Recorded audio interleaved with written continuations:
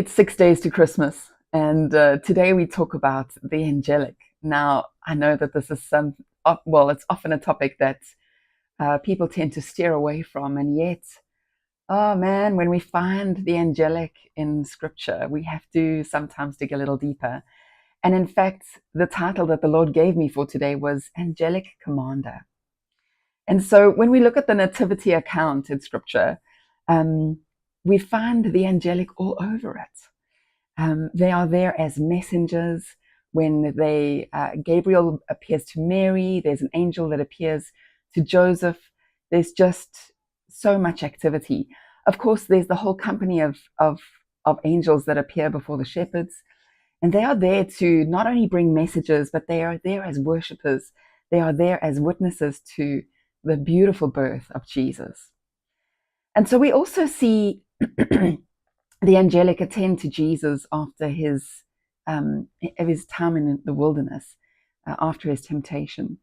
And in fact, Jesus even talks about the angelic when he is arrested, and that one of the disciples cuts off one of the guards'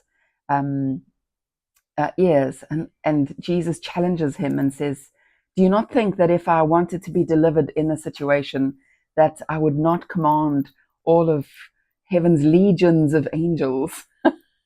I'm like, wow, yes, that he could have done that. And so why talk about it today? I did ask the Lord again. I was like, Lord, you're the angelic. It's not an easy topic. And yet he actually confirmed it for me. A couple of days ago, don't mind the barking dog.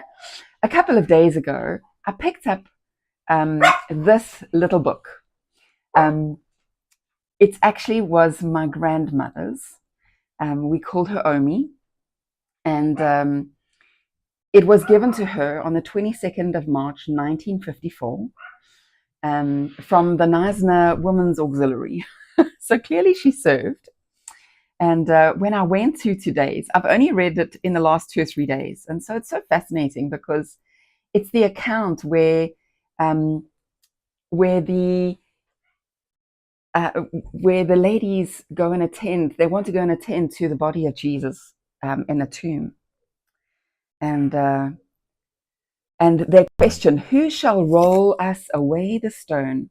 They looked; the stone was already rolled away. The lesson is very simple and beautiful. We go forward worrying about the difficulties that lie before us, wondering how we can ever get through them, or who will remove them out of our way. Then, when we come up to them, we find that they are gone. Someone has been there before us and has taken them away. God always opens the way of duty for us if we quietly move on. It's so beautiful, because then it also goes on to say, walls of stone seem built across the path we are required to walk over, but as we go on, the commandment is easy and a gateway is opened in the wall. And this is the line that I wanted to really read for you. Love and faith always have an advance of angels to roll away stones. Isn't that beautiful? It was just such a confirmation that today needed to be about the angelic. And so I'd love to read to you from Psalm 24, because this talks about the Lord and how he is the commander of angels. Psalm 24 from verse 7 says, "So wake up, you living gateways. Lift up your heads, you ageless doors of destiny. Welcome the King of glory, for he is about to come through you."